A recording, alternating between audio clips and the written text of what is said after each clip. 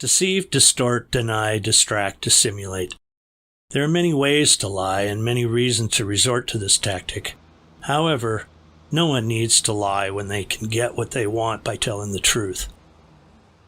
One big lie being told by the wakesurfing industry in its so-called Wake Responsibly campaign is that wakesurfing wakes do not carry enough energy to have a significant impact on shorelines when wakeboats operate 200 feet from shore. The industry is using this lie to make nonsensical claims such as education, not regulation, will somehow protect shorelines and other boaters. The truth is that wakeboats cause serious problems, and the wakesurfing industry knows it. Staying 200 feet away from docks and shorelines does little to allow boat wakes to diminish enough to minimize adverse effects when they hit the shore.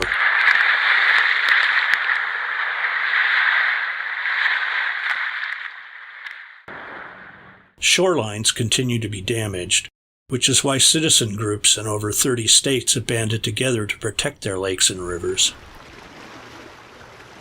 So why the lie? Well, wakesurfing is the root of many kinds of profit, and the wakesurfing industry wants to protect that.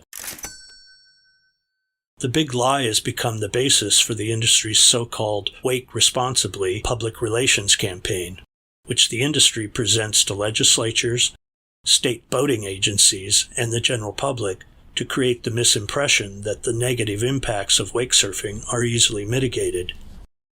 The big lie is supposedly based on a study funded by the wakesurfing industry that measured the wakes from a single wake boat at wakesurfing, wakeboarding, and cruising speeds. The study did not compare wake boats to traditional recreational boats, nor did it consider aspects such as the effect of multiple boats operating at once, or the huge waves these boats generate when they stop or turn. The discussion in the study's report says nothing special about 200 feet, much less concludes that 200 feet is protective. In fact, the data in the report show that a wake 210 feet away from a boat in wakesurfing mode has 2.5 to 2.7 times the energy as the wake only 10 feet from the same boat when in cruising mode.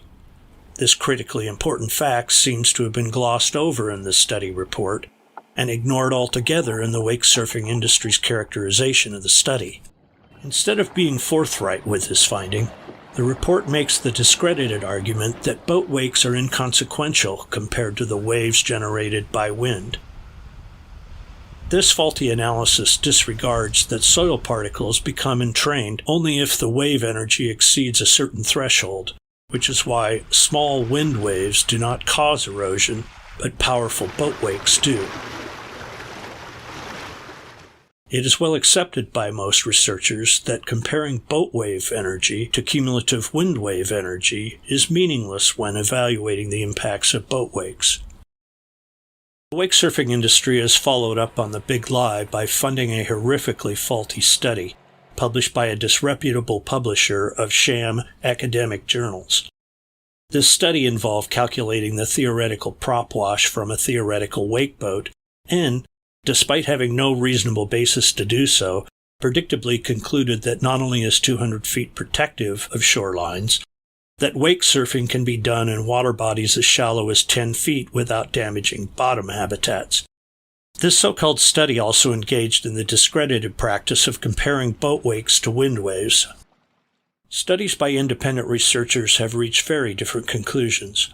One notable study was published by the St. Anthony Falls Laboratory at the University of Minnesota in February 2022. This study evaluated two wake boats having different weights than two traditional ski boats, and found that the wake boats required distances greater than 500 feet to attenuate wakes to energy levels equivalent to those of traditional ski boats. Another study conducted on the Willamette River in Oregon during 2018 found that at least 400 feet was required to attenuate wake surfing waves to energy levels approaching those of conventional ski boats.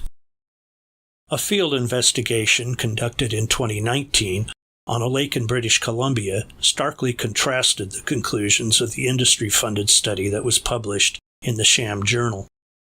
This investigation documented dramatic effects on the lake sediments 10 feet below the surface and observed effects as deep as 26 feet. So why would the wakesurfing industry falsely promote that 200 feet is responsible? One reason is that a 200-foot shoreline limit is only a minor imposition for wakeboaters on most water bodies. It fits waterways as narrow as 400 feet wide, doesn't require wakesurfers to stay away from other boats, and doesn't address the problem of prop wash damaging river and lake bottoms. In other words, it allows the industry to foster the illusion that it cares about the environment, other people's property, and the safety of other boaters. And it requires wakeboaters to give up very little in return. The claim that 200 feet is protective also distracts attention from other serious concerns about wakesurfing. The pitched angle at which these boats operate when wakesurfing generates an enormous amount of prop wash that can scour lake and river bottoms.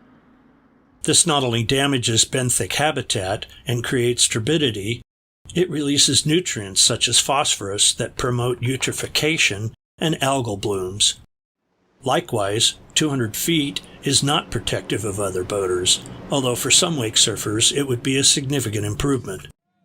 The reality is that there is really no way to mitigate the impacts of huge wakes other than to maintain distances much further than 200 feet from shorelines and other watercraft.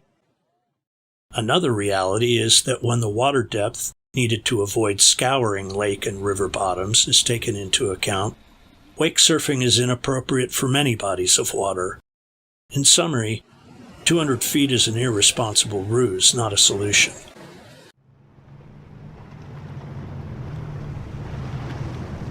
Our lakes and rivers are valuable. We should take better care of them.